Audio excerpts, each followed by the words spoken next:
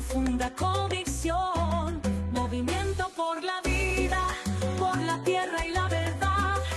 Nueva esperanza que avanza con justicia y dignidad.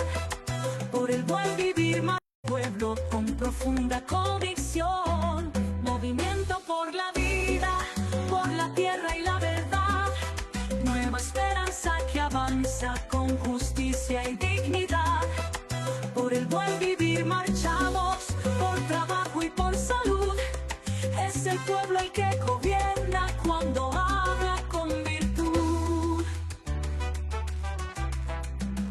La bandera es la igualdad, la consigna es la unidad.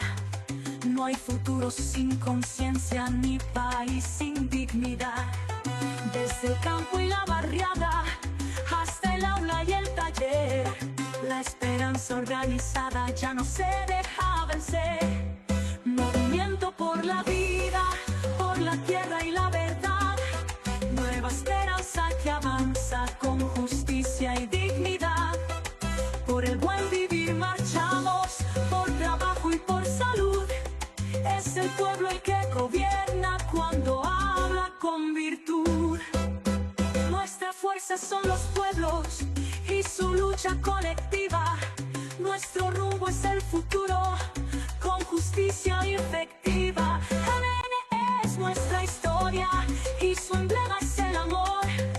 De las manos del que lucha nace el cambio redentor. Movimiento por la vida, por la tierra y la verdad. Nueva esperanza que avanza con justicia y dignidad. Por el buen vivir marchamos, por trabajo y por salud. Es el pueblo el que gobierna cuando habla con virtud.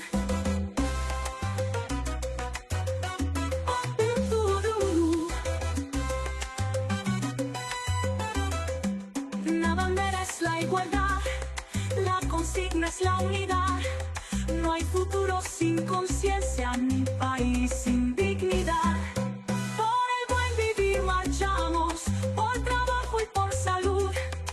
Es el pueblo el que gobierna cuando habla con virtud.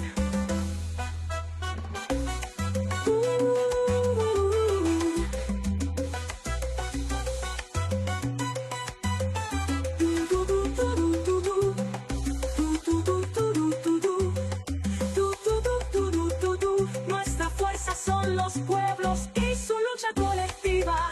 Nuestro rumbo es el futuro con justicia efectiva.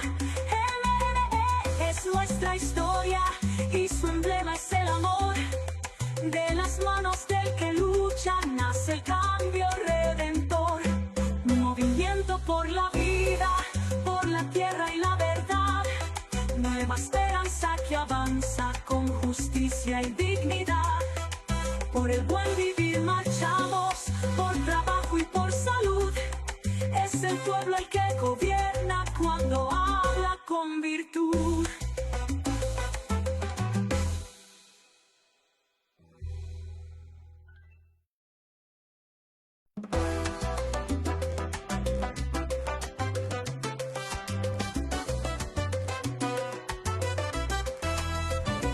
Con el pueblo en pie de lucha y la patria en la mirada, la esperanza nos convoca por justicia organizada.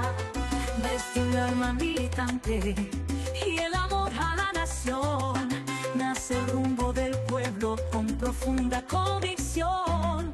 Movimiento por la vida, por la tierra y la verdad. Nueva esperanza que avanza con justicia y dignidad.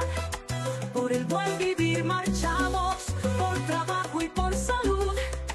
Es el pueblo el que gobierna cuando habla con virtud. La bandera es la igualdad, la consigna es la unidad. No hay futuro sin conciencia ni país sin dignidad. Desde el campo y la barriada hasta el aula y el taller, la esperanza organizada ya no se deja vencer.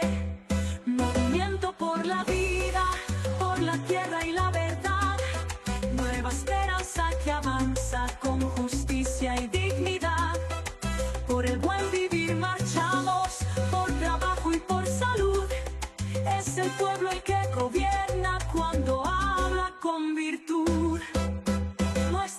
fuerza son los pueblos y su lucha colectiva. Nuestro rumbo es el futuro, con justicia efectiva. ADN es nuestra historia y su emblema es el amor. De las manos del que lucha nace el cambio redentor. Movimiento por la vida, por la tierra y la verdad. Nueva esperanza que avanza con justicia y dignidad. Por el buen vivir marchamos, por trabajo y por salud. Es el pueblo el que gobierna cuando habla con virtud.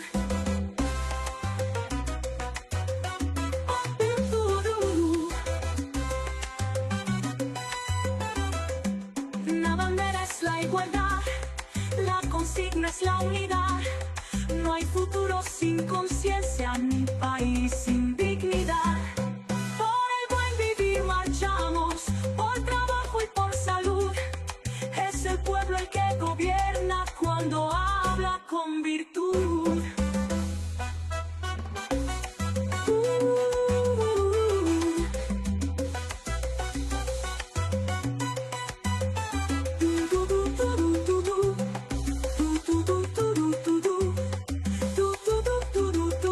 Nuestra fuerza son los pueblos y su lucha colectiva.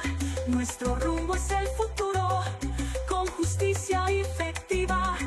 El es nuestra historia y su emblema es el amor. De las manos del que lucha nace el cambio redentor. Movimiento por la vida, por la tierra y la verdad. Nueva esperanza que avanza con justicia y dignidad. Por el buen vivir marchamos, por trabajo y por salud. Es el pueblo el que gobierna cuando habla con virtud.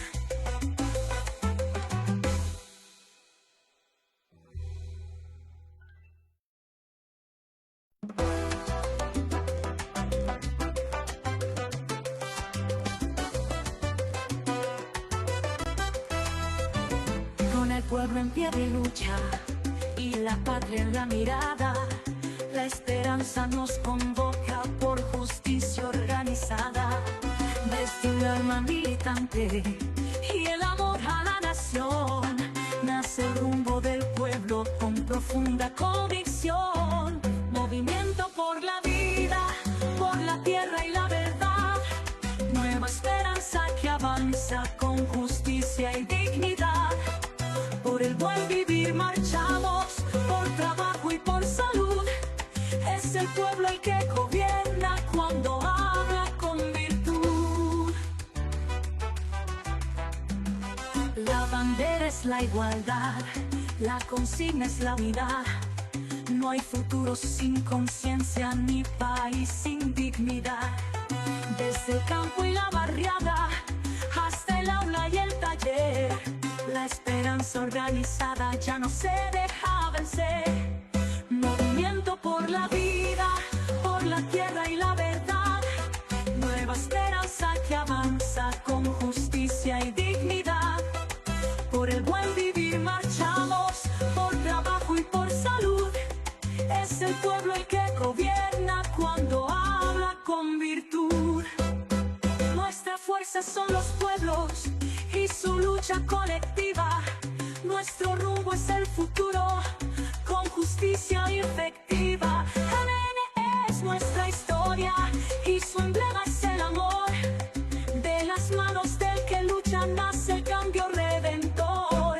Movimiento por la vida, por la tierra y la verdad.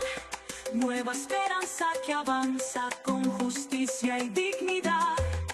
Por el buen vivir marchamos, por trabajo y por salud. Es el pueblo el que gobierna cuando habla con virtud.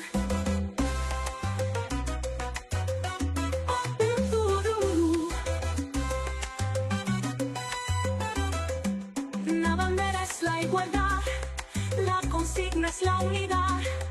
No hay futuro sin conciencia, ni país sin dignidad. Por el buen vivir marchamos, por trabajo y por salud. Es el pueblo el que gobierna cuando habla con virtud.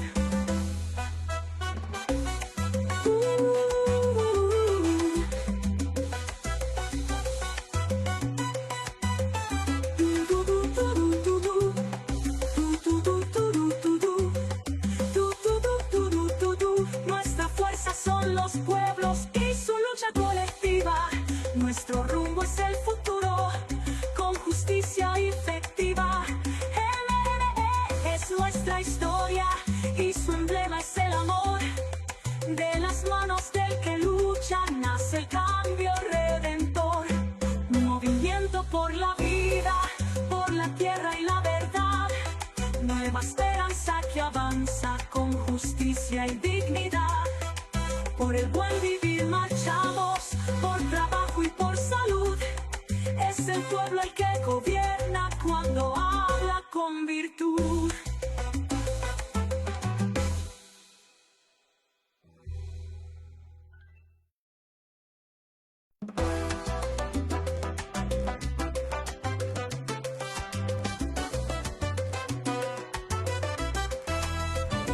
Con el pueblo en pie de lucha y la patria en la mirada, la esperanza nos convoca por justicia organizada. Desde un alma militante y el amor a la nación, nace el rumbo del pueblo con profunda convicción. Movimiento por la vida, por la tierra y la verdad. Nueva esperanza que avanza con justicia y dignidad. Por el buen vivir marchamos, por trabajo y por salud. Es el pueblo el que gobierna cuando habla con virtud. La bandera es la igualdad, la consigna es la unidad. No hay futuro sin conciencia ni país sin dignidad. Desde el campo y la barriada.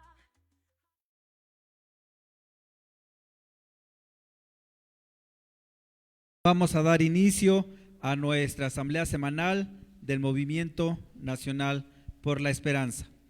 El día de hoy, lunes 1 de diciembre, nos acompañan aquí en el Presidium de Jóvenes por la Esperanza el compañero David Hernández,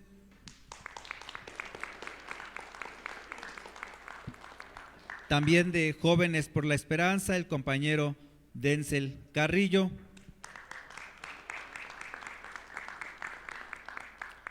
nos acompaña el compañero representante de la cooperativa de la Universidad del Buen Vivir y miembro del Consejo Internacional del Foro Social Mundial, Mario Gil Guzmán.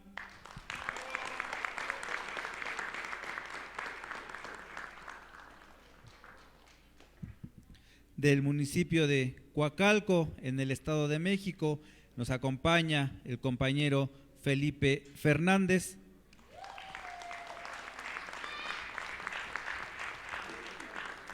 Desde Jalisco, nuestro compañero Salvador Zaragoza. Y como cada 8 días, nuestro dirigente nacional, el profesor René Bejarano Martínez.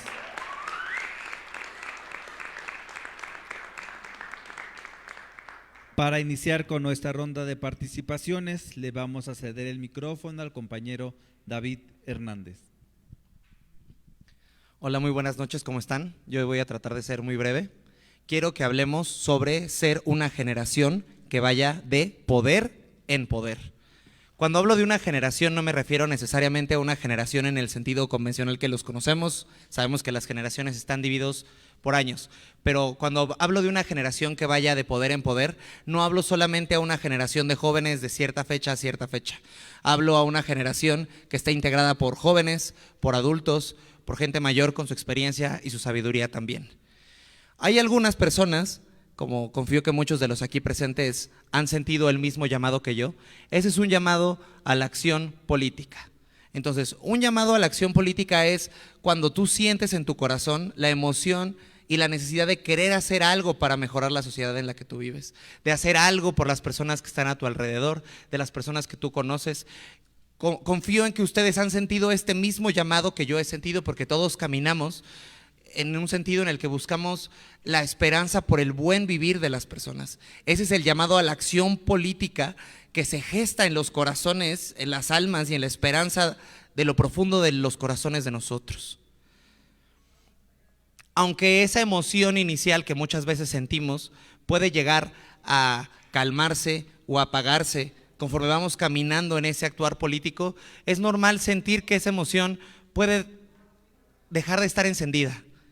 Es ahí cuando nosotros tenemos que comenzar a convertirnos en una generación que vaya de poder en poder, más allá de las emociones, más allá de los sentimientos, más allá de en un momento inicial haberte emocionado o querido tomar la decisión por un actuar político, sino con confianza, con determinación, con seguridad, renovando constantemente ese fuego, avivando una vez más ese fuego que te llama a la acción política, que te llama a querer actuar a favor del otro, que te llama a hacer un lado y dominar esos deseos, a lo mejor en algún momento egoístas, pero que te llama también a caminar por el buen vivir de los otros, por el buen vivir de tus familiares, que te recuerda cuál es el propósito y la convicción por el cual tú estás caminando.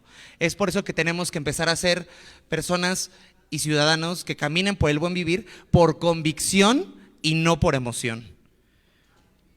Ese es el esfuerzo que tenemos que caminar y creo que es el asunto en el que nos tenemos que asumir todos siempre que sintamos que vamos a desfallar en ese caminar político. Muchas gracias. Muchas gracias, compañero David Hernández. Ahora le cedemos el micrófono al compañero Denzel Carrillo. ¿Qué tal, compañeras y compañeros del movimiento? Un placer para mí saludarlos esta noche, a todos los presentes y a quienes nos acompañan desde la transmisión en vivo. Un placer también saludar a esta mesa, y agradeciendo siempre al compañero Noé Flores y al profesor René Bejarano, que me dan la oportunidad de representar a las juventudes de este movimiento. Y bueno, esta semana quiero compartirles con respecto a una acción que tuve la semana pasada, que me hizo pensar y traer el día de hoy un discurso más que informativo, un poco más de concientización, es lo que el día de hoy me gustaría compartir. La semana pasada, el día jueves, tuve la oportunidad junto a mi equipo, en mi calidad de presidente de la Red para la Generación del Conocimiento e Innovación Abierta, impartir un taller para más de 600 jóvenes de las vocacionales 12 y 14 del Politécnico, en donde les hablamos sobre la seguridad informática. Les dimos un taller además de ciberseguridad y les generamos esta conciencia del por qué es tan importante hoy nuestra información. Y pues es justo por eso que el día de hoy quiero compartirles lo siguiente. Y es que podemos creer que el siglo pasado, por supuesto, fue moldeado por la televisión, ¿no? Pues nuestros tatarabuelos, nuestros bisabuelos y hasta nuestros abuelos hasta cierto punto crecieron con ella. Pero el nuestro, jóvenes, me parece que está definido por esto. Las redes sociales no son solo una herramienta de ocio, tenemos que entenderlo. Son el espacio público más importante que tenemos el día de hoy, nuestra generación. Y la pregunta clave me parece que es, ¿quién tiene el control de este espacio? ¿Podemos imaginarlo? De las generaciones anteriores hemos heredado la lucha por el empleo, por la vivienda y por la justicia. Pero la batalla más íntima y urgente que enfrentamos hoy es la batalla de nuestra propia atención. Y es que esto me despertó, la semana pasada que estuve en el taller, un interés muy importante, porque me di cuenta de algo con lo que batallé. Llevo 3 años impartiendo talleres y charlas en preparatorias, pero hasta esta ocasión me di cuenta que hoy, más allá de batallar por otra cosa, batallé por su atención. Y es que me parece que tenemos que ser muy honestos, ¿no? Un scroll infinito no es accidental, sino un modelo de negocio. Las grandes plataformas no venden productos, venden nuestra atención. Operan bajo una economía de la atención donde cada like y cada notificación está diseñado por ingenieros brillantes para que permanezcamos en la plataforma un segundo más. Este ciclo gratificante instantáneo nos está costando caro. ¿Y cuál es el precio? La fragmentación de nuestra mente. Si no podemos concentrarnos por más de 60 segundos, ¿cómo vamos a estudiar para ese examen crucial? Si nuestra mente está cableada por el dopaje rápido a la novedad, ¿cómo vamos a resolver los problemas complejos que heredaremos? El cambio climático, la desigualdad o la corrupción. Tenemos que despertar. La baja capacidad de concentración se está convirtiendo en una brecha competitiva, profesional y de liderazgo además. Si no dominamos nuestra atención, el algoritmo lo hará por nosotros y estaremos destinados a ser trabajadores de segunda línea, incapaces de pensar a largo plazo. Pero la atención es solo la punta del iceberg, y es que esto me parece muchísimo más alarmante, porque mientras estamos distraídos con el último trend, la otra parte del negocio se está llevando nuestro capital de identidad, es decir, nuestros datos personales. Muchos jóvenes pensamos, mi vida no es interesante, ¿a quién le importa lo que publico? Pues déjenme decirles que cada fotografía y cada ubicación que compartimos o cada historial de búsqueda no es un simple post. Es un punto de datos que se vende y se utiliza para construir un perfil detallado de ti, sobre tus miedos, tus aspiraciones y tus debilidades. Esta información personal tiene valor. Si el servicio es gratis, sepamos que el producto somos nosotros. No se trata solo de evitar un hackeo, se trata de defender nuestro derecho fundamental a la privacidad. Esta sobreexposición nos hace vulnerables al ciberacoso, al robo de identidad y a la manipulación a través de fake news dirigidas específicamente a nosotros. ¿Vamos a ser víctimas pasivas del algoritmo y de la vigilancia o vamos a retomar el control? El mismo poder tecnológico que nos distrae y nos vulnera es la herramienta más potente que tenemos para la incidencia política y el cambio social. Las redes sociales son el megáfono de nuestra generación. Hemos visto cómo una sola voz puede viralizar una denuncia de corrupción, organizar una manifestación en horas o presionar por una nueva ley. El desafío es transformar el tiempo que pasamos consumiendo contenido y el tiempo que pasamos creando valor, organizando y actuando. Es momento de dejar de ser los clientes y los productos de las grandes tecnologías y convertirnos en arquitectos de nuestro propio futuro digital. Tenemos que dominar nuestra mente, proteger nuestra identidad y usar las plataformas para construir el cambio que México necesita. Por último, quiero compartir a toda la audiencia algunos tips para proteger nuestra identidad, nuestra privacidad y guardar correctamente nuestra información. Primero, el doble factor de autenticación. En todas nuestras cuentas sensibles deberíamos tener activo nuestro doble factor de autenticación para evitar vulnerabilidades. Revisar y limitar que la información que compartimos, como la ubicación o fotografía, sea específica. Es decir, cuidado si compartimos que estoy en tal lugar a tal hora cada martes, porque eso puede ser un patrón. Blindaje contra el ciberacoso. Tenemos que configurar todos nuestros perfiles como privados y así evitaremos esto mismo. Verifica sobre las fake news, no viralices. Si una noticia te enoja o te parece demasiado atractiva, antes de darle clic o compartir, cuidado porque recordemos que esto puede estar específicamente dirigido para ti, para eso. Analicemos la fuente, preguntemos quién publicó la información, si es una cuenta anónima, si es una cuenta nueva o si es un medio reconocido. Y aprendamos de nuestro perfilamiento. Seamos conscientes que las fake news están dirigidas nuevamente a los medios y aspiraciones. Si una noticia confirma exactamente lo que quieres creer, es muy probable que sea una trampa de manipulación. Muchas gracias. Muchas gracias por compartirnos estos tips de seguridad, compañero Denzel Carrillo. Ahora le cedemos el micrófono a nuestro compañero Mario Gil Guzmán. Gracias, gracias. Como se darán cuenta por mi acento, pues soy colombiano, vivo en Canadá hace muchos años y hago parte yo hago parte del Consejo Internacional del Foro Social Mundial y represento a una red latinoamericana que es la Red de Educadores y Educadoras Populares. En este camino del Foro Social Mundial, ustedes saben qué es el Foro Social Mundial, me imagino. Les voy a recordar un poquito, pues el Foro Social Mundial nace en 2001, seguido de una dispersión del movimiento social internacionalista, que viene a juntarse en una propuesta de intercambio, de experiencias y de posibilidades de reconstruir el movimiento social internacionalista. Siempre han habido movimientos sociales internacionalistas desde 100 años antes y más, pero pues en este momento el Foro Social Mundial nace en 2001, también como lo que sigue después de esta era neoliberal donde los zapatistas se levantaron para rechazar el neoliberalismo en 1994 y también hubo movilizaciones internacionales como en Seattle, en diferentes partes del mundo, en contra de esos acuerdos de libre comercio, de la Organización Mundial de Comercio y ese tipo de instituciones que se crearon para imponer un modelo neoliberal en el mundo, en el sur global. El Foro Social Mundial ya pasó en México en 2022 y el año siguiente va a ser en Benín, en África, en la ciudad de Cotonú. El Foro Social Mundial busca que intentemos movilizar a nuestros movimientos sociales, nuestras organizaciones, los movimientos políticos internacionales en esa necesidad de construir alianzas, de construir procesos colectivos a partir de las luchas que estamos desarrollando en esos territorios, porque eso es lo que más nos hace internacionalistas. es esa posibilidad de ligar eso que hacemos colectivamente en esos territorios, en esas localidades, con otras prácticas internacionales que se enfrentan a la misma situación. El cambio climático, el patriarcado, el capitalismo, son elementos que se reproducen en el mundo entero, sobre todo en los países del sur. Y a los países del sur nos ha tocado y nos toca ahora pagar la contaminación que han construido los países del norte y que siguen construyendo y siguen justificando. Somos nosotros los que nos cuesta más caro hacer acciones para mitigar el cambio climático o para preparar a nuestras comunidades para que resistan a esas situaciones.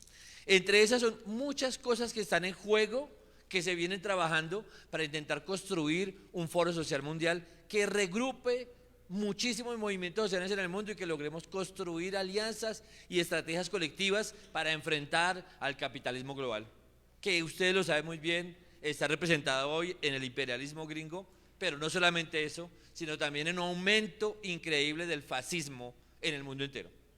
Aquí en México, ustedes ya saben cómo funciona el fascismo en México, con sus dinámicas de dispersar la atención, construir una idea diferente de la oposición, construir una idea de una oposición supuestamente legítima y la posibilidad de que la gente tenga el derecho de opinión sin necesidad de que esa opinión sea pertinente para los momentos históricos que estamos viviendo. Lo vivimos hace poquito. ¿Qué sigue? ¿Cierto? Después de esta reflexión sobre el fascismo y sobre la necesidad de aliarnos frente a en contra de la guerra, en contra de esas cosas.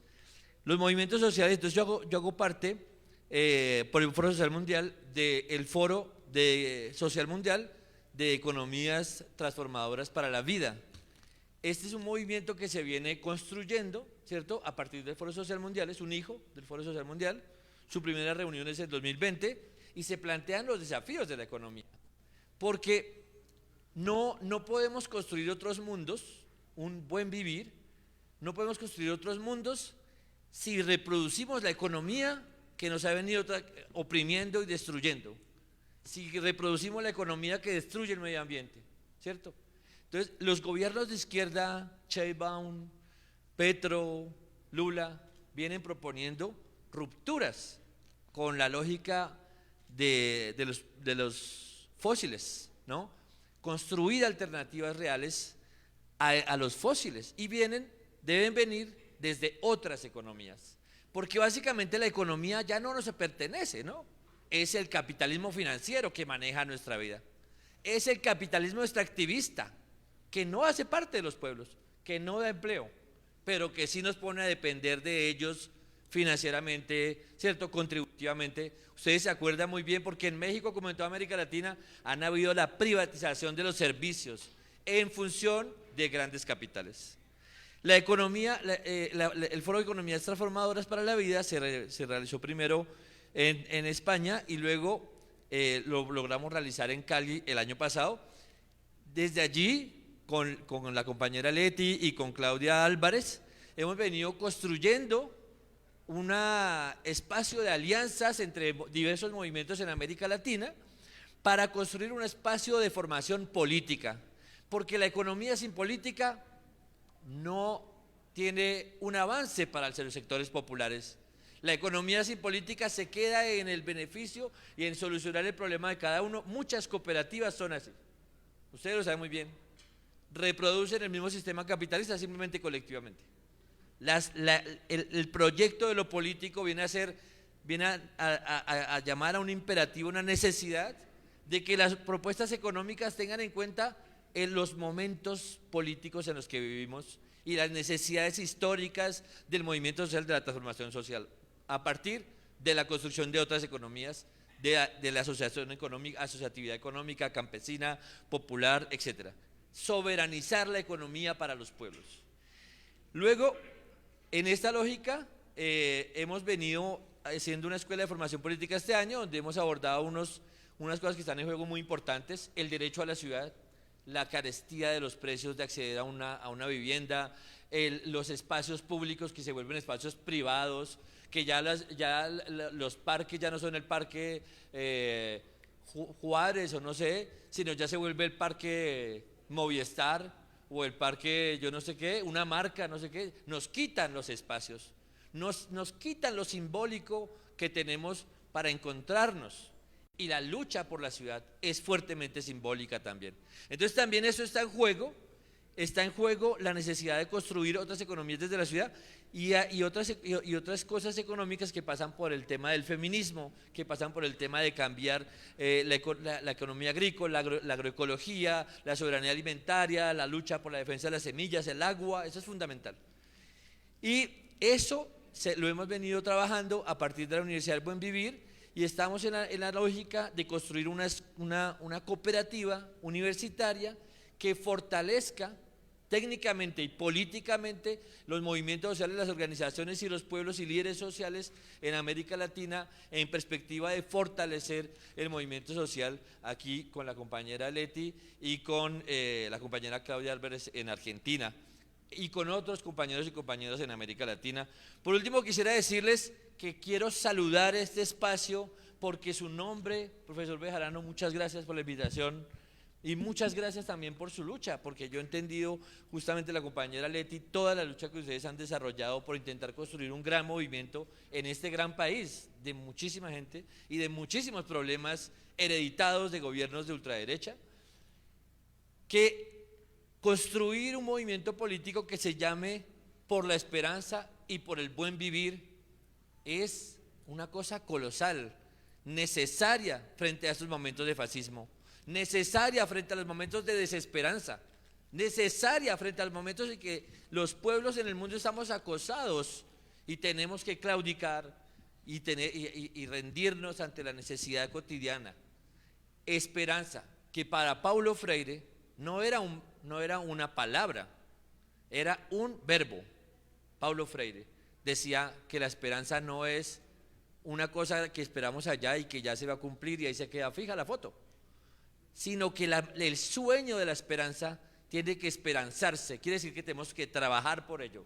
Lo que se impone frente a la construcción de la esperanza es la lucha organizada entre todos nosotros para construir esa esperanza colectiva. Muchas gracias a todos por haberme invitado. Muchas gracias, compañero Mario Gil, por compartirnos esta importante reflexión. Nos vamos hasta el Estado de México y le cedemos el micrófono al compañero Felipe Fernández. Buenas noches, compañeras y compañeros de Movimiento Nacional. Muchas gracias, Miguelín. A la mesa, un saludo a todos, profe. Muchas gracias por la oportunidad. Y a nombre de nuestra compañera diputada, Celina Trujillo, les comento que el sábado pasado tuvimos una gira por la zona oriente del Estado de México, en donde contamos con la valiosa presencia de nuestro presidente nacional, el profesor René Bejarano. Gracias, profe, por habernos acompañado allá, porque tanta falta que hace en esa zona. Se tuvo, en el primer evento tuvimos la presencia de varios líderes de los diversos municipios de esa zona, como es Chalco, Valle de Chalco, Iztapaluca, Temamatla, Teyapango, Tlalmanalco, Ayapango, Nesa, obviamente los Reyes La Paz, ¿verdad?, de donde es nuestra querida diputada, así como Amecameca, Tepetixtla. La verdad que fueron 3 reuniones muy nutritivas, muy interesantes, porque se está viendo la creciente de este gran movimiento en esa zona oriente, y es algo que tenemos que agradecer y valorarle a nuestra diputada Celina, a nuestro dirigente estatal, Josué Carmona, quien todos los días trabaja arduamente, no solamente en esa región, sino en todo el Estado de México, para poder hacer crecer este movimiento tan importante que es para todos nosotros en el Estado de México, esa esperanza que nos hace tanta falta, que llegue y que se cumplan tantas cosas. Les manda un abrazo nuestra diputada. Les comento que orgullosamente puedo decir que tenemos mucha diputada en el Estado de México y que por fortuna pertenece a este gran equipo. Gracias, profe, muchas gracias a todas y a todos. Reciban un abrazo de parte de la diputada. Muchas gracias, compañero Felipe Fernández, y enhorabuena por estos 3 grandes eventos. Ahora le cedemos el micrófono a nuestro compañero Salvador Zaragoza. Buenas noches, compañeros. De nuevo, un gusto compartir con ustedes. Profesor, buenas noches a la mesa y también pues a todos los compañeros que nos están viendo y escuchando por las redes sociales. El pasado 25 se conmemoró el Día Mundial de la No Violencia contra las Mujeres. Como ya lo mencionó en su momento nuestra compañera Maribel Barrientos, pero ahora quiero recordar de dónde viene la fecha de esa conmemoración, porque tiene una gran importancia histórica. Las mariposas, las hermanas Mirabal, Patria, Minerva y María Teresa Mirabal, o las Mirabal, eran hermanas dominicanas que se opusieron a la dictadura en su país de Rafael Leónidas Trujillo, régimen que reprimió violentamente las libertades civiles y la disidencia. Ayudaron a organizar y a expandir el movimiento clandestino que desafiaba al régimen. Fueron arrestadas repetidamente por sus actividades. María Teresa y Patria Mirabal se unieron al movimiento juntos con sus parejas sentimentales tras enterarse de la participación de su hermana Minerva. Consideradas un obstáculo para el régimen trujillista, el dictador ordenó su asesinato de una manera por demás brutal, a palos, y fueron arrojadas junto con su chofer a un barranco para simular un accidente, el 25 de noviembre de 1960. Minerva, ante los temores por su vida, decía: si me matan, extenderé los brazos desde la tumba y seré más fuerte. Cumplió su promesa. El asesinato levantó la indignación pública y fue el detonante para el asesinato de Trujillo a manos de un grupo de disidentes y antiguos aliados 6 meses después.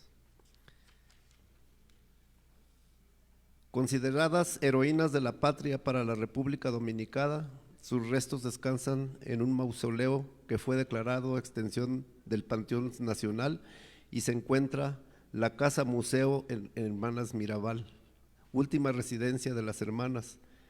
En su honor, cada 25 de noviembre se conmemora el Día Internacional contra la Violencia hacia las Mujeres.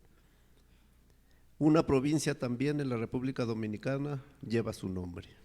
De ahí viene esta fecha tan importante y que pues todos nos ponemos un lacito naranja en ese día, y hoy se prolonga por 9 días para tener presente que pues debemos de defender ese tipo de causas. Bélgica Adela Mirabal Reyes, Dedé, la única sobreviviente de las hermanas, trabajó para preservar la memoria de sus hermanas desde la Casa Museo Hermanas Mirabal. Dedé vivió en la casa donde nacieron y escribió su primer y único libro titulado Vivas en su jardín, publicado el 25 de agosto del 2009. Dedé falleció el 1 de febrero del 2014.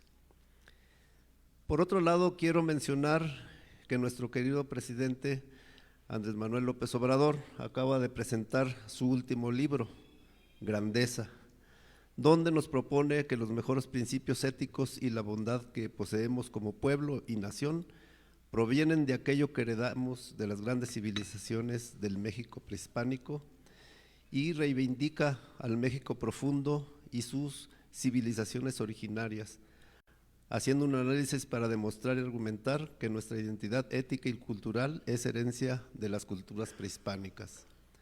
Retoma las ideas del antropólogo Guillermo Bonfil Batalla, quien se refiere a que las culturas indígenas de México han sido menospreciadas y ocultadas por un proyecto nacional dominante y hegemónico. En su obra México Profundo, una civilización negada, propone que en México coexisten 2 realidades culturales distintas, el México imaginario y el México profundo. El primero es el proyecto de las élites desde la conquista, con una nación occidentalizada y egocéntrica que niega, margina y subordina la civilización mesoamericana para imponer su modelo cultural. La segunda, que se refiere a la resistencia y a la vigencia de la civilización mesoamericana original que ha subsistido durante siglos en las comunidades indígenas y en la cultura popular. Vasconcelos sintetiza en su frase, que es el lema del UNAM: por mi raza hablará el espíritu, que sugiere que el mestizaje daría una nueva cultura espiritual y universal, reconociendo las dos realidades del México actual, y él la llamaba esa mestizaje, la llamada raza cósmica. Hasta ahora se había impedido la participación activa de los pueblos originarios en la construcción del proyecto de nación, justificándose con la minusvaloración de las culturas indígenas debido a su diversidad lingüística, cosmológica y territorial. Parece que nuestro querido presidente pretende con esta nueva obra poner en relieve los valores que nos han heredado nuestras madres y padres originarios y nos quiere mostrar la grandeza que representa nuestra riqueza cultural, diversa y poderosa, que nos ha dado fortaleza como pueblo para resistir los embates de quienes siempre han querido imponernos su hegemonía cultural y por ende política. Leamos pues con interés esta nueva obra. Del mismo modo, hace una declaración importante, que no presentará su libro en la plaza pública, que quiere que nuestra presidencia sea la que brille y que saldrá únicamente si hay que defender en caso de un acoso o un peligro a nuestro proyecto de nación y a nuestra presidenta. Un claro llamado para que asumamos nuestra propia defensa del proyecto de transformación, de la cuarta transformación y del gobierno que nos hemos dado, encabezado por la ahora presidenta Claudia Sheinbaum Pardo. Así que todos apoyar a este gobierno que nos dimos y apoyar a nuestra presidenta. Muchas gracias. Muchas gracias, compañero Salvador Zaragoza, y recordarles que tenemos una cita este sábado a las 10 de la mañana en el Zócalo capitalino para apoyar exactamente a nuestra presidenta Claudia Sheinbaum. El día de hoy, por cuestiones laborales, no vino nuestra compañera Jenny Moreno, pero nos deja su intervención de temas internacionales. Aquí les dejamos el video. Saludarlos hoy lunes 1 de diciembre del Movimiento Nacional por la Esperanza. Es un gusto saludarlos hoy lunes 1 de diciembre del 2025, que aunque es a distancia, no por eso voy a dejar de comentarles lo más importante de la semana con respecto a nuestras noticias internacionales. Y lo prometido es deuda, compañeros. Como bien les dijimos el lunes pasado, íbamos a comenzar en esta ocasión con el diagnóstico provisional de la elección 2025 en Honduras, es decir, los resultados preliminares. Los primeros resultados de este 30 de noviembre del 2025 arrojan al conservador Nasri Asfura en primer lugar con alrededor de un 40-41% a su favor, seguido muy cerca de Salvador Nasralla con un 39%, mientras que la candidata de izquierda, Rixi Moncada, cae a un lejano tercer lugar con aproximadamente un 20% a su favor. Como Honduras no tiene segunda vuelta, igual que nuestro país, como ya habíamos mencionado en asambleas pasadas, quien obtenga más votos gana. Es decir, que esto significa que el país se encamina hacia el fin del ciclo progresista de Xiomara Castro y el retorno, desgraciadamente, de un gobierno conservador ligado al bipartidismo tradicional. Así es, compañeros, la caída de Moncada refleja un desencanto social, es cierto, con el proyecto de transformación de Castro. La izquierda sufre un golpe que exige autocrítica interna y eso es en lo que quiero hacer énfasis. Nosotros vamos a ser muy autocríticos y sabemos que hay que hacer una revisión de liderazgos y una reconstrucción de credibilidad en la izquierda en Latinoamérica. Porque si bien lo de Asfura y Nasralla es un triunfo aún disputado, sí, pero marca una tendencia definida, porque incluso con la disputa, el retorno como ejes de poder de la derecha es un hecho, un orden que hace énfasis en el mercado, en la alianza con élites empresariales y con una cercanía innegable hacia Estados Unidos. Honduras parece entonces dirigirse hacia un giro conservador que, insisto, expresa una decepción social y una búsqueda de estabilidad. Pero, compañeros, es muy importante recalcar e insisto en lo siguiente. Los problemas estructurales como la desigualdad, la violencia, la pobreza, la corrupción, etcétera, no se van a resolver con más neoliberalismo ni con restauración de élites. Y el ejemplo lo tenemos claro con Argentina. Así que la izquierda, aunque derrotada, tiene la posibilidad de recomponerse, no solo la posibilidad, la obligación de recomponerse, aprender de sus errores y reconstruirse como una alternativa seria, ética y popular.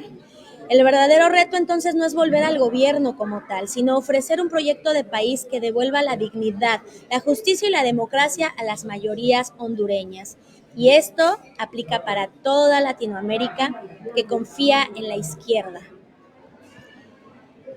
En estos temas quiero también mencionar el caso de Brasil. ¿Por qué? Porque la prisión de Bolsonaro, al darle una condena de 27 años por su participación en la trama golpista del 2022 y 2023, condena dada el 11 de septiembre de este año, marca un parteaguas en la política brasileña, porque el Estado, número uno, envía un mensaje histórico contra la ruptura democrática en un país con tradición de intervenciones militares. Por supuesto, se debilitó el liderazgo personal de Bolsonaro, ya que, bueno, el Supremo Tribunal Federal emerge como un actor político central, profundizando así el debate sobre la judicialización de la política. Es decir, que en Brasil la condena de Bolsonaro fortalece las defensas institucionales contra proyectos autoritarios.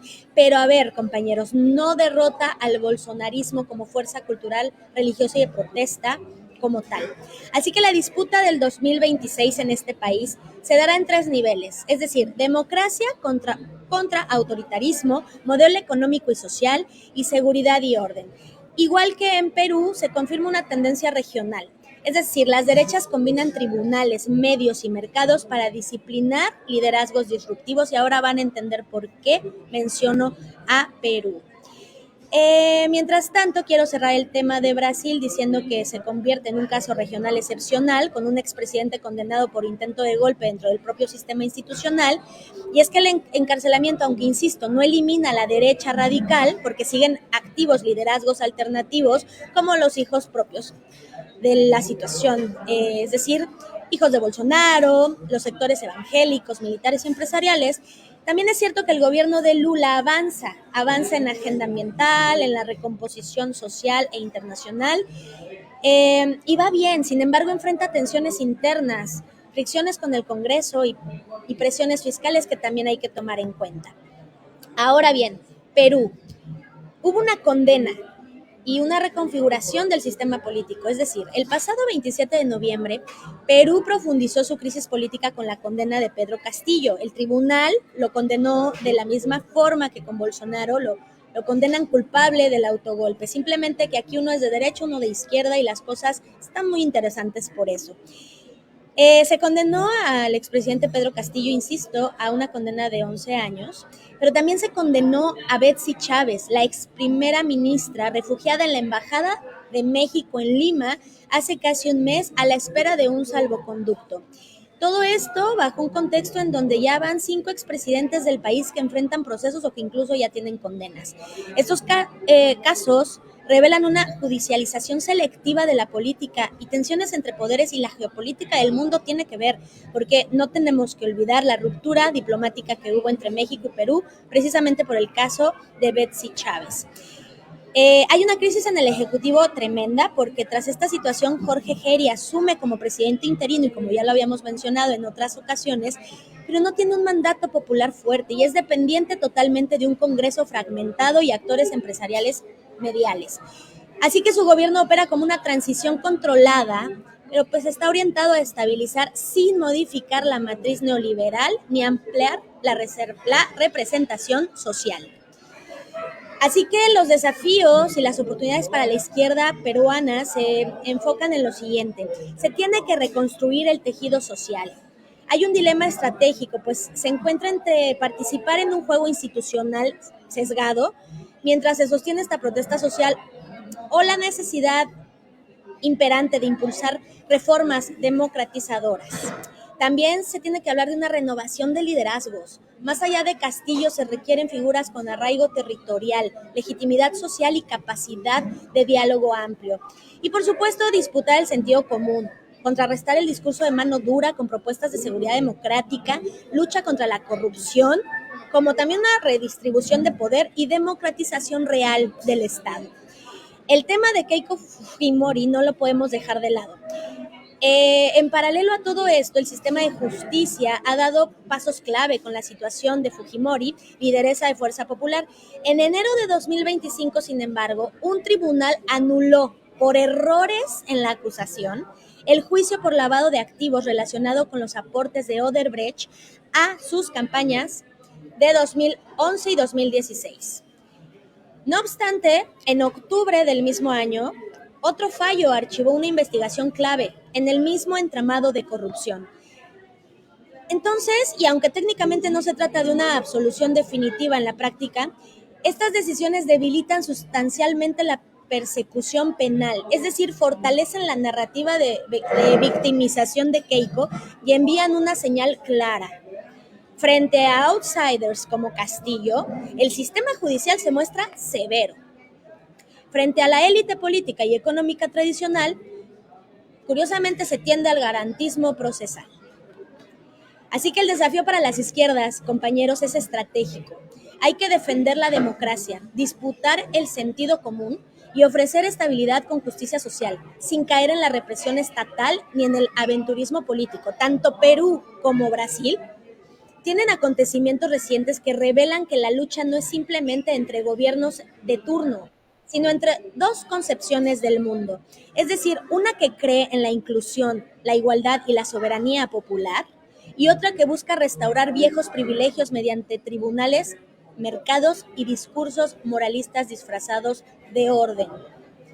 Así que, compañeros y compañeras, defender la izquierda democrática, es decir, la que cree en las instituciones, pero también en la justicia social, no es un gesto ideológico, sino ético.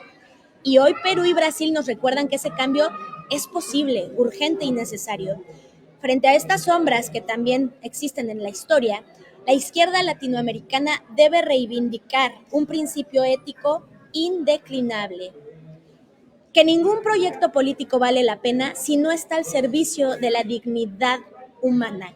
Latinoamérica ya lo ha hecho antes y puede hacerlo otra vez. En un continente donde las heridas de la desigualdad siguen abiertas, la democracia no puede ser neutral, compañeros. Es un gusto haberles podido compartir lo más importante de esta semana. Nos vemos el próximo lunes. Les mando un abrazo. Cuídense mucho. Gracias, compañeros.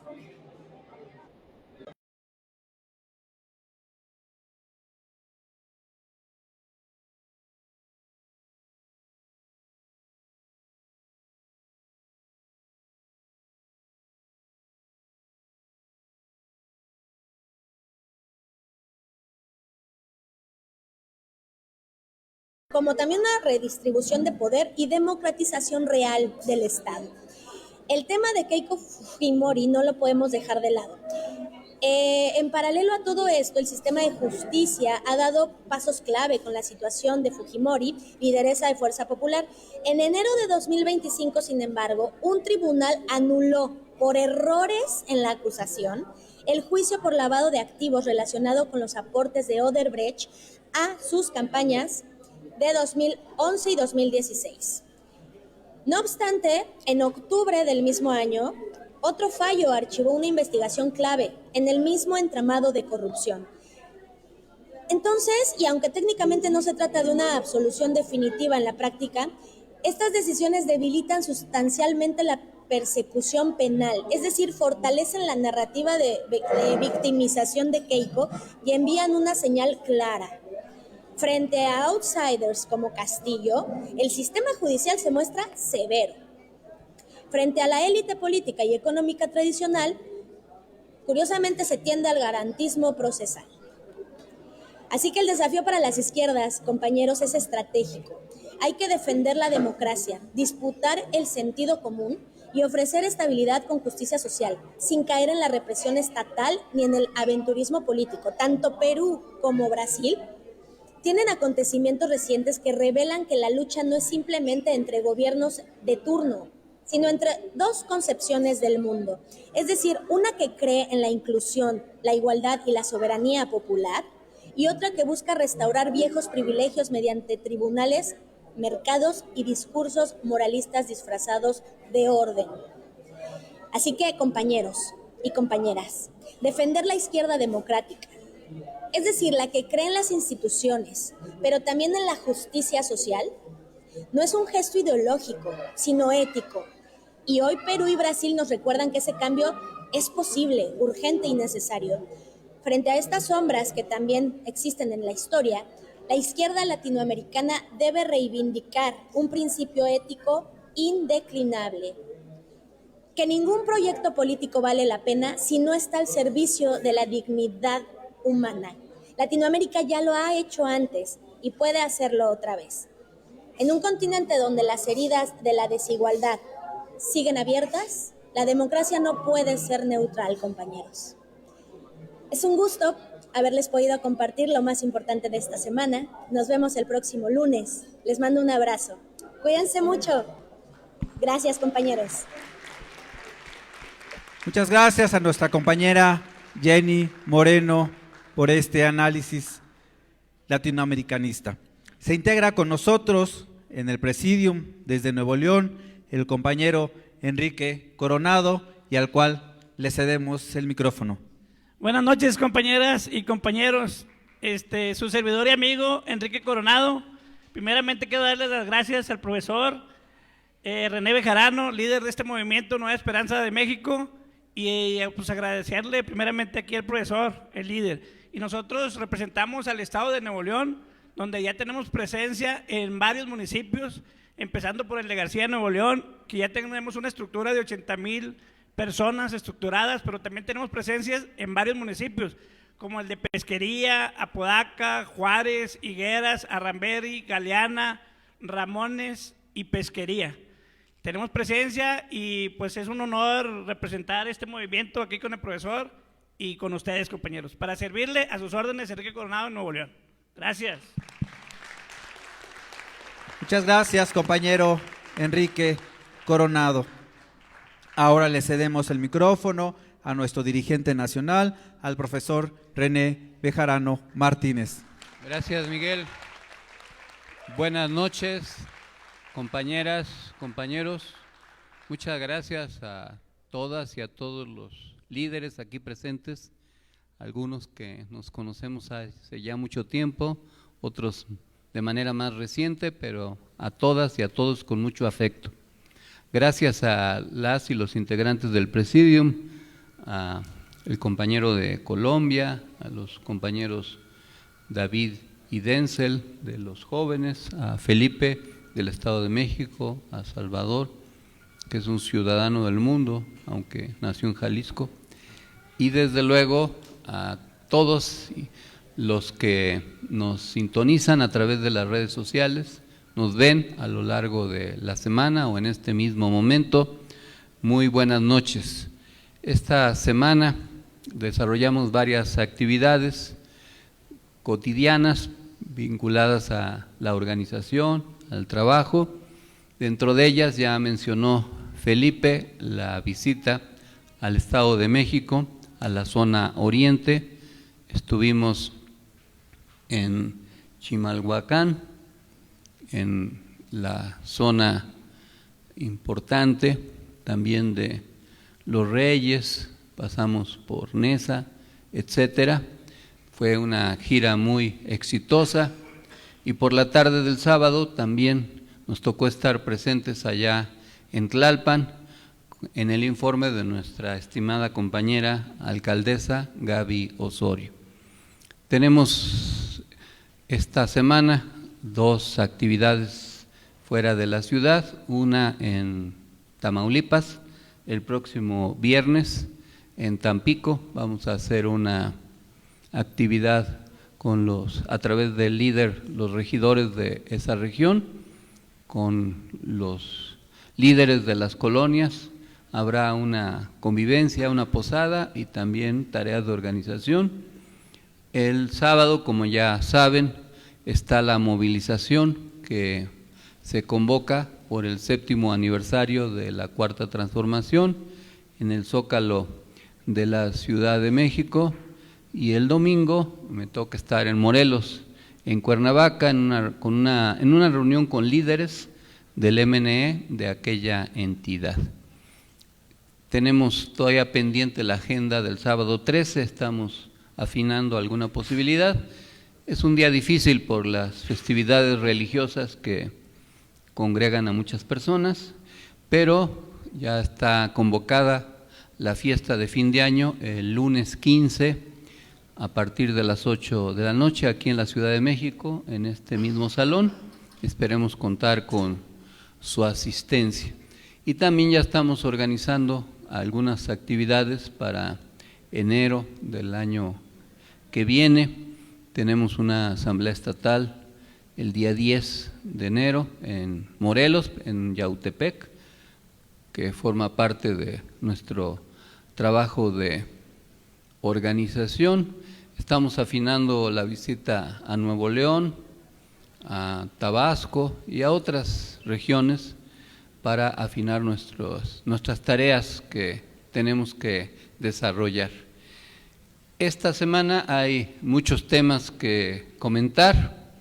En primer lugar, como ya mencionó Salvador, en el marco de la lucha en contra de los abusos y a favor de las mujeres, se va a promover una reforma al artículo 260 del Código Penal Federal para fortalecer el combate a los delitos sexuales.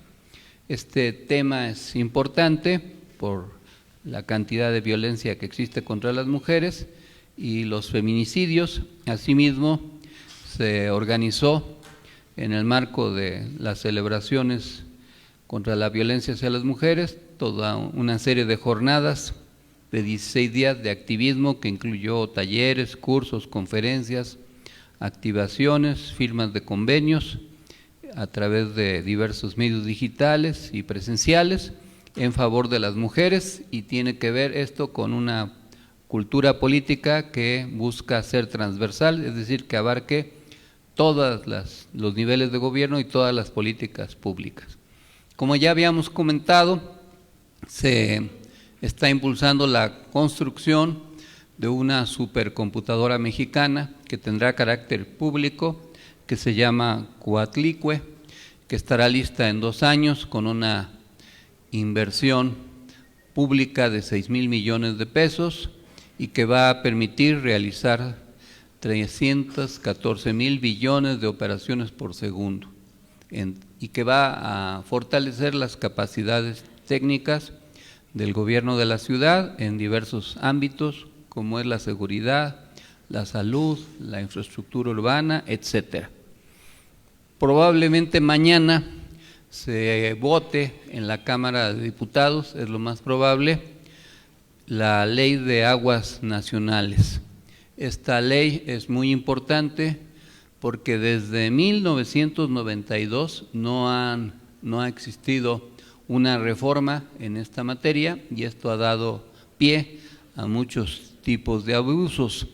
El titular de la Comisión Nacional del Agua, Efraín Morales López, aseguró que en la iniciativa de ley de aguas nacionales se garantizan los derechos de agua para heredar y vender propiedades, y en este caso se otorga un nuevo título de concesión a nombre del nuevo propietario.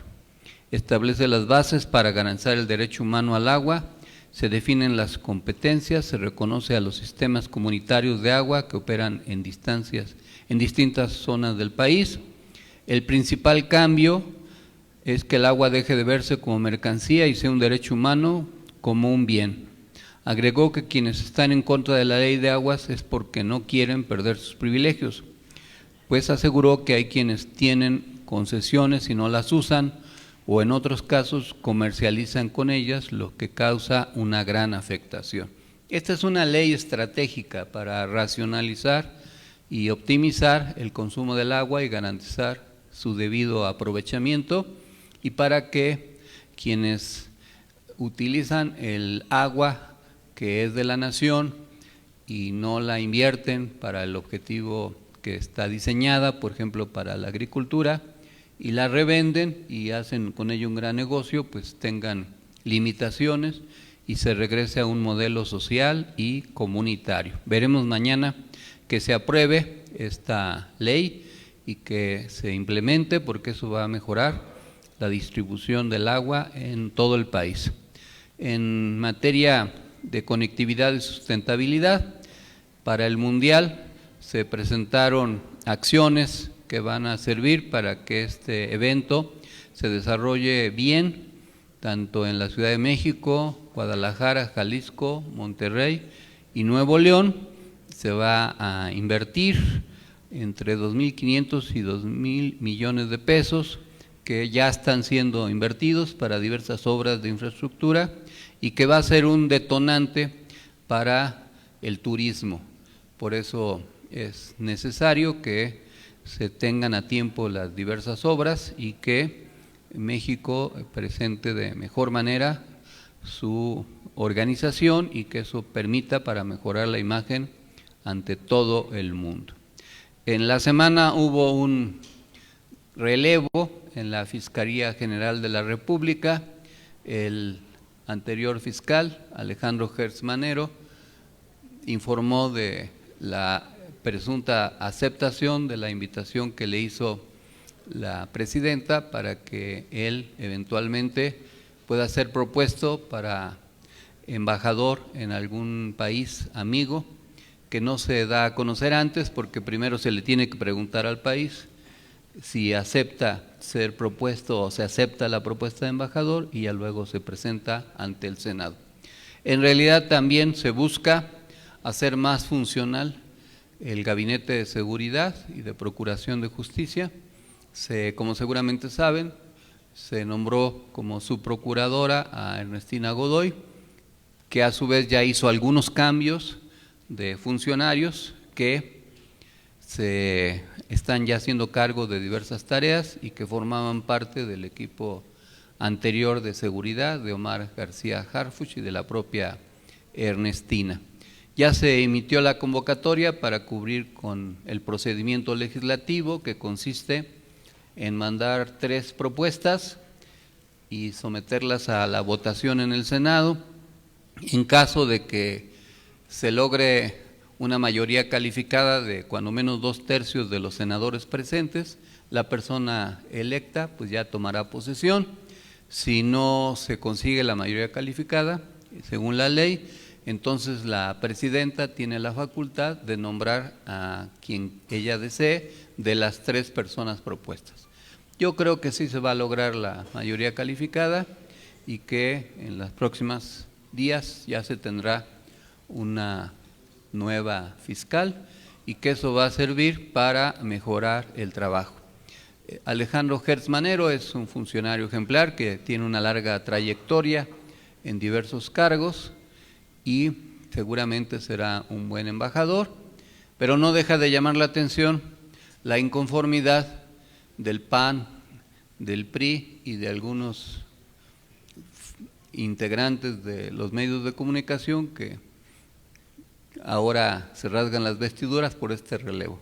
Quizás algún interés tenían en que siguiera él al frente, pero qué bueno que se está haciendo este trabajo y este relevo, y que eso sirva para seguir avanzando en materia de seguridad, procuración de justicia y reducción de los delitos de alto impacto. Y en ese contexto, pues el gobierno federal, en coordinación con el gobierno de Michoacán y los gobiernos municipales, ha venido avanzando en todo el programa que se anunció en aquella entidad a raíz del magnicidio del expresidente municipal de Uruapan, Carlos Manso, y en las 13 regiones del estado.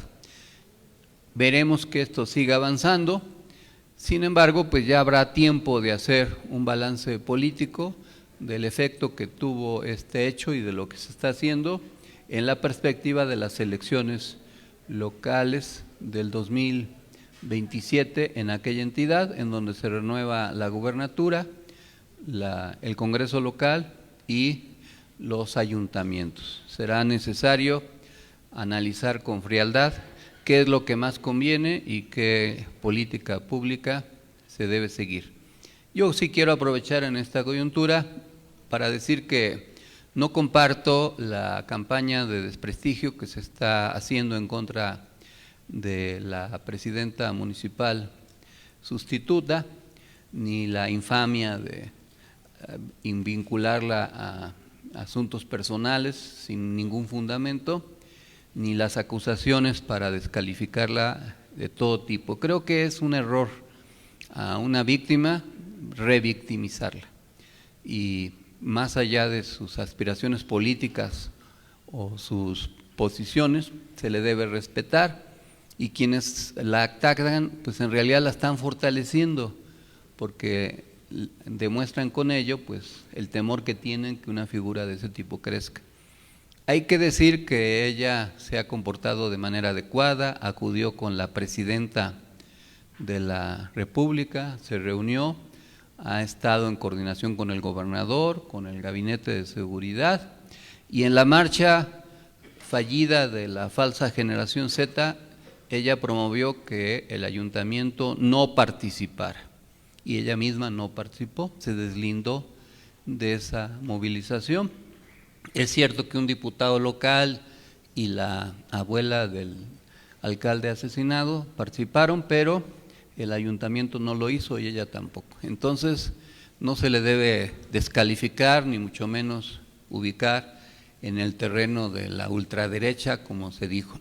Yo conozco a Uruapan, hice trabajo político y lo sigo haciendo en esa región, y esa familia pues fue progresista. El propio Juan Manso, hermano del alcalde, es ahora subsecretario en el gobierno de Ramírez Bedoya y es de Morena. Y Carlos Manso fue diputado federal electo por Morena. Las decisiones que se tomaron para no permitirle ser candidato a presidente municipal en las elecciones del 24, pues fueron decisiones equivocadas a la luz de los resultados, porque si se le hubiera postulado por Morena, pues hubiera ganado claramente por el apoyo que tenía, y tan era importante que así fuera, que como candidato independiente le ganó a Morena. ¿Era o no un buen candidato? Pues sí era. Era a todas luces el mejor, pero luego no se toman las mejores decisiones. Se subestimó su capacidad de convocatoria, no se le reconoció su trabajo y generó con eso un movimiento, el movimiento del sombrero, que no solo ganó la ciudad de Uruapan, sino ganó la Diputación Federal y la Diputación Local como candidatos independientes, es decir, no se postularon ni por el PAN, ni por el PRI, ni por el PRD, ni ningún otro partido. Y eso habla de un movimiento legítimo y con representatividad. ¿Cómo se va a reflejar eso en las elecciones del 27? Es lo que habrá que analizar. Pero es un error iniciar una campaña de desprestigio, de infames insinuaciones a la vida íntima y personal de la viuda, porque eso pues en realidad no es de hombres ni de nivel político, es violencia contra esa mujer, y más allá de sus posiciones, que ya veremos qué posiciones asume, pues se le debe respetar como persona, y ya lo dijo la presidenta Claudia Sheinbaum, que vive una etapa de duelo. Todos en algún momento hemos vivido alguna pérdida, pero cuando la pérdida es traumática, cuando es un acto injusto, cuando es un acto de barbarie como este asesinato, pues el duelo es mayor, y por eso se les debe tener consideración. Y ningún protagonismo, ningún exhibicionismo de ningún personaje justifica este tipo de expresiones. Los que tienen voz pública deben actuar antes que nada con responsabilidad y no deben tener incontinencia verbal y lanzar acusaciones sin fundamento, porque eso en realidad califica a quien la lanza. Y eso es algo que debe deslindarse a Morena de ese tipo de actitudes. En fin, ya se verá cómo seguirá evolucionando este tema en Michoacán. En el marco también de temas de seguridad, por fortuna fueron encontrados con vida 2 agentes que habían sido secuestrados de la Secretaría de Seguridad en Jalisco, y pues se refrendó la convocatoria para la movilización del próximo sábado 6 de diciembre. Como ya dijo Jenny, se llevaron a cabo el día de ayer elecciones en Honduras. El resultado pues no fue favorable para la izquierda, porque se regresó al modelo de bipartidismo conservador que había en aquel país antes de el arribo al poder de Miguel Zelaya, Mel Zelaya como se le conoce, y 2 candidatos conservadores quedaron en primero y segundo lugar. Cualquiera de los 2 va a ser el nuevo presidente durante los próximos 30 días se va a conocer el resultado final de la elección, pero las posibilidades de la izquierda pues quedaron canceladas porque la candidata del Partido Libre de izquierda apenas si llegó al casi el 20% de la votación, en una votación muy participativa del 80% de los ciudadanos hondureños empadronados.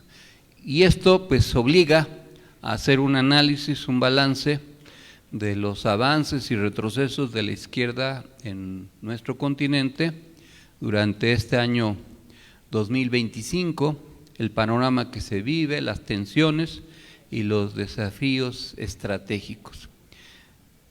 Este territorio siempre ha sido un continente en disputa. Este año confirmó que se vive un tiempo de redefiniciones políticas, de avances y retrocesos, donde la geopolítica interna se entrelaza con la presión internacional y de manera destacada con el retorno del trumpismo a la presidencia de Estados Unidos. La región enfrenta simultáneamente la persistencia de gobiernos progresistas, la consolidación de nuevas derechas autoritarias y un terreno electoral polarizado donde la disputa por los rumbos nacionales se libra día con día. En este contexto, la izquierda latinoamericana se encuentra ante la necesidad urgente de realizar un balance autocrítico, explicar sus derrotas, comprender sus victorias y replantear su estrategia continental frente a un adversario que ya no es únicamente ideológico, sino también económico, territorial y comunicacional. En el regreso de Trump a la Casa Blanca a finales de 2004, impuso un nuevo marco geopolítico. La agenda trumpista pretende reinstalar una doctrina Monroe reeditada basada en 3 ejes: control migratorio extremo, contención de China en el continente y alineamiento automático de gobiernos latinoamericanos. Sin embargo, 2025 reveló que la fortaleza electoral trumpista comienza a mostrar grietas.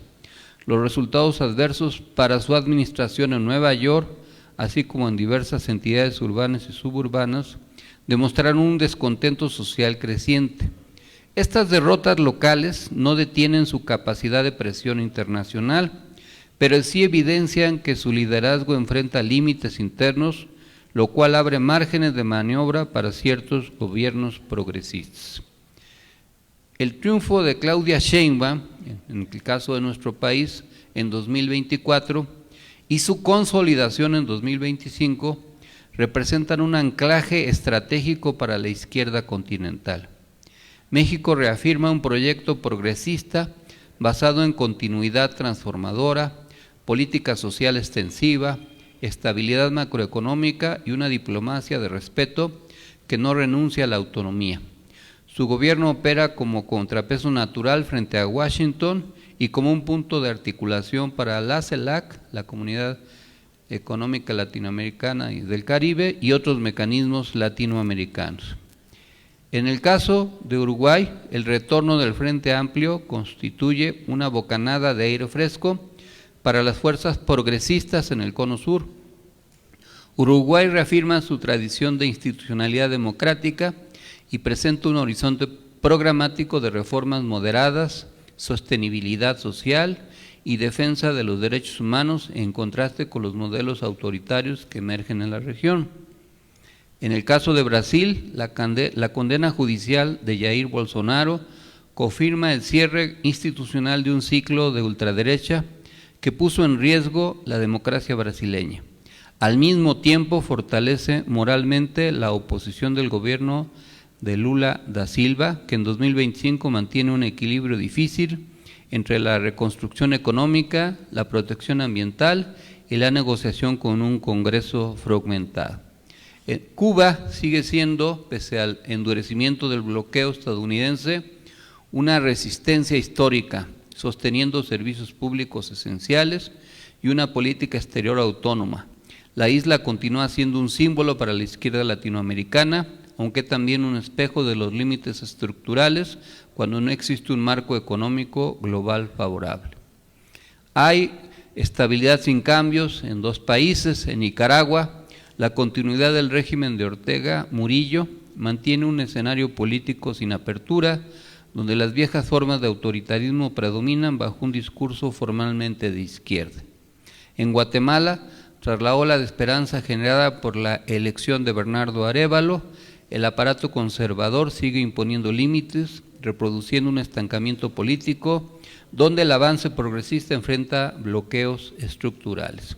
Ahora bien, tenemos que hablar de retrocesos y derrotas y del auge de una ola conservadora durante el 2024 y 2025. El Salvador es un ejemplo en donde el reeleccionismo y la deriva autoritaria terminó imponiéndose a través de la reelección de Nayib Bukele, que marcó uno de los retrocesos democráticos más evidentes del continente. Su modelo de seguridad, con características de Estado policial, se exporta como narrativa a otras derechas latinoamericanas. Aunque mantiene altos niveles de popularidad, consolida un estilo de gobierno con rasgos dictatoriales y marginación sistemática de la oposición. Países del Caribe, así como Paraguay y Panamá, se alinearon estrechamente a los intereses geopolíticos de la administración Trump, reduciendo la autonomía regional y debilitando los mecanismos multilaterales latinoamericanos. Hubo derrotas en Bolivia, Ecuador, Argentina, Chile y, como ya mencionamos, en Honduras. Entre 2023 y 2025 la izquierda sufrió un ciclo de derrotas sucesivas. En Bolivia, la derrota del movimiento al socialismo, fracturas internas y desgaste de su liderazgo histórico. En Ecuador, ascenso de Noboa y derrota del progresismo acompañado de reformas punitivas y de un giro neoliberal, aunque el referéndum que Noboa convocó no le resultó y, sin embargo, al final sigue siendo gobierno.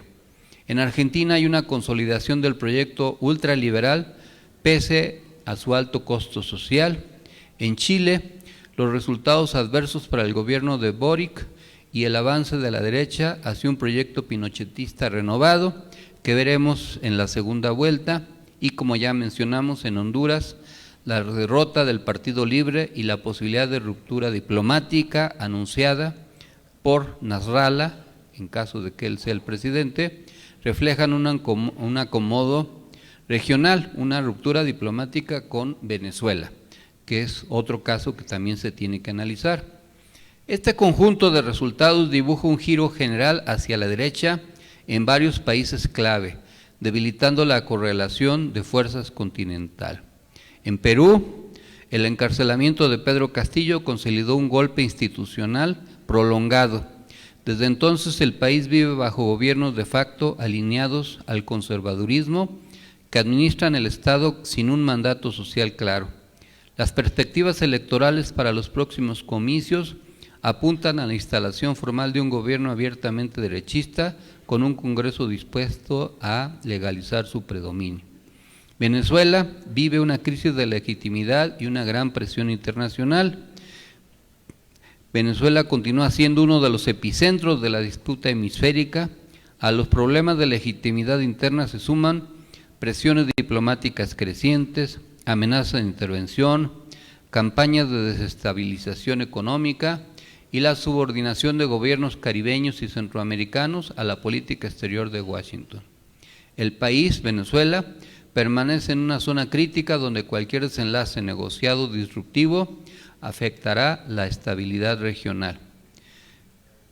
Mirando hacia el futuro, se vislumbran las elecciones en Colombia y Brasil, previstas para el próximo año. Estas serán definitorias.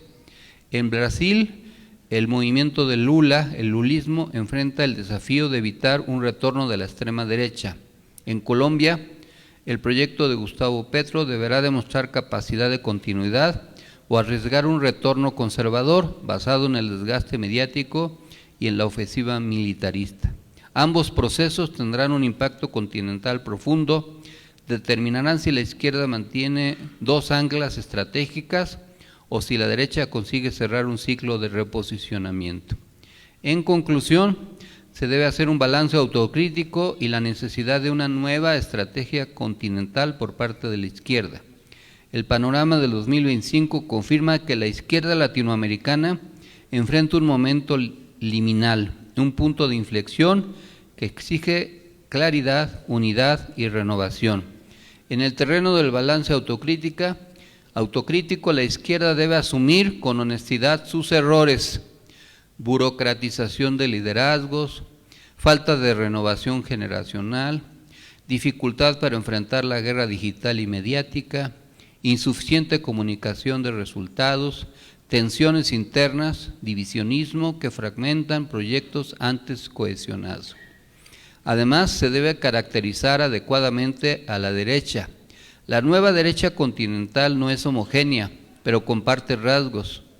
Tiene énfasis en modelos de seguridad punitiva, en un neoliberalismo adaptado al siglo XXI, en el uso intensivo de redes sociales y de desinformación, en alianzas con grupos empresariales y religiosos conservadores y en una narrativa antipolítica y antiestatal.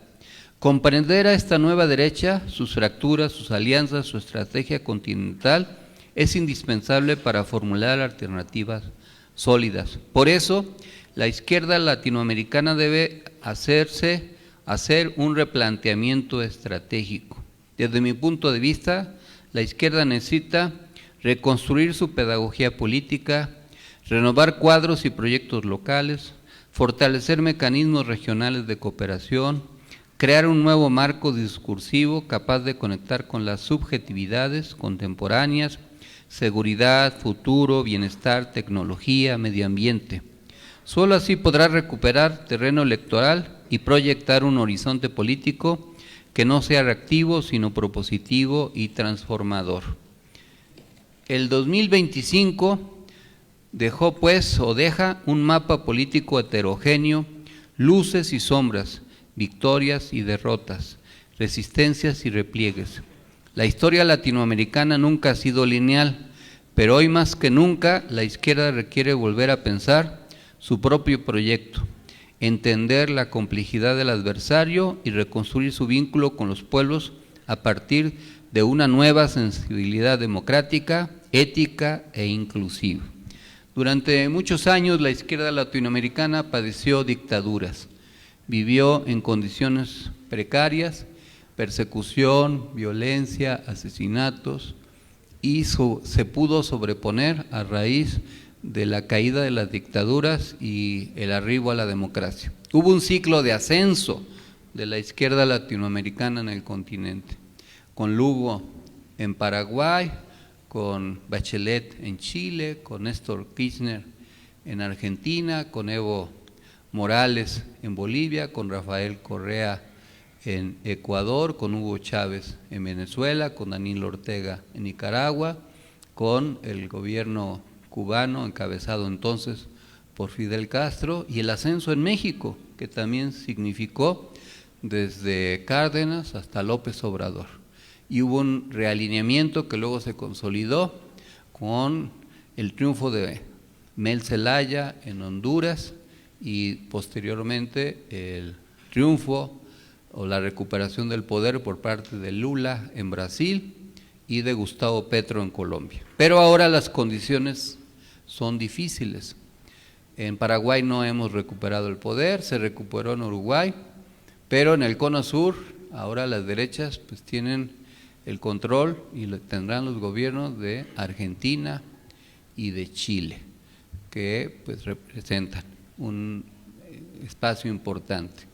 En la región andina pues la izquierda no ha regresado al poder en Ecuador, sus divisiones lo llevaron a perder representación incluso en el Congreso en Bolivia. Hay dificultades en las elecciones en Colombia y en Brasil. En Venezuela hay un acoso, pero también sin ánimos de ser irresponsables, tiene que haber en su momento un balance autocrítico de lo que ahí sucedió en el más reciente proceso electoral. Y el resto del continente pues vive acoso. México, digamos que se salva por la adecuada conducción del gobierno de López Obrador y el desempeño brillante de nuestra presidenta. Pero también México está siendo observado y hay un modelo de derechas que se está impulsando, que todavía no se ha logrado perfilar, pero que lo están trabajando. Y van a trabajar liderazgos como los que impulsaron ahora en la elección en Honduras, un comunicador, por ejemplo, que era locutor de un programa de televisión, y ese tipo de personajes disruptivos. En México van a buscar ese tipo de personajes y por eso la izquierda mexicana también tiene que valorar lo que pasa en el continente y lo que está pasando aquí.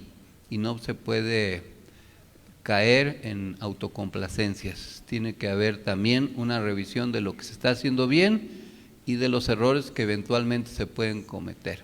Y el 2027 es una gran prueba, porque hay una elección compleja en donde se va a ratificar el mandato, se van a renovar la Cámara de Diputados, más de 1000 ayuntamientos, 17 gobernaturas, y uno de los retos principales es tomar las mejores decisiones, las mejores propuestas y hacerlo en unidad. Y el riesgo de divisiones pues puede tener altos costos y se tiene que tener una visión prospectiva de lo que está en juego. Y por eso pues tenemos que ser críticos y autocríticos, no podemos dejar de analizar los mensajes de la sociedad, porque al final, pues tarde o temprano, eso se expresa. Por ejemplo, en Honduras, un proyecto político que fue derrocado por un golpe de Estado, que tuvo la capacidad de regresar al poder a través de la resistencia y la formación de un nuevo partido, que llegó al poder, que consolidó el liderazgo de una presidenta, Xiomara Castro, y que trató de darle continuidad y no lo logró. Y pierde las elecciones pues de manera grave, porque ni siquiera es una elección competida. Los dos candidatos de la derecha quedan en primero y segundo lugar, prácticamente en un empate técnico, y mandan a la candidata de la izquierda al tercer lugar distante. Los dos candidatos de la derecha ganan con el 40% cada uno, y la candidata de la izquierda apenas si llega al 20%. Eso pues es obvio que tiene que ser analizado con frialdad, también con autocrítica, para ver qué estuvo bien, qué estuvo mal, pero sobre todo qué se tiene que hacer hacia adelante. Imaginen que aquí en México eso nos hubiera pasado, que Claudia no hubiera obtenido el triunfo como lo hizo y que la derecha hubiera tenido la capacidad de reponerse. Lo intentaron, por fortuna se equivocaron, escogieron una candidata que no era lo mejor y la 4T supo hacer bien las cosas, pero no hay triunfos para siempre. En el 27 se tiene que preparar todo muy bien, en todos los aspectos, y tenemos que aprender de lo bueno de otros procesos, pero también de los errores cometidos. Y que el 2026 sea un año mejor para las izquierdas en el continente, que se profundice el desgaste interno de Trump, que México siga avanzando, que se gane en Colombia y en Brasil, que sigan resistiendo los países progresistas y que los movimientos en los países donde la izquierda no tiene el poder sean capaces de resistir, prevalecer, renovarse, corregir sus errores y buscar rearticularse para el futuro. Esos son los retos y confío en que así puede ser y que si hay conciencia, claridad estratégica, se pueda lograr por el buen vivir, como compartimos ese proyecto. Muchas gracias y buenas noches. Para concluir nuestra asamblea semanal, nos ponemos de pie. Con el pueblo en pie de lucha y la patria en la mirada,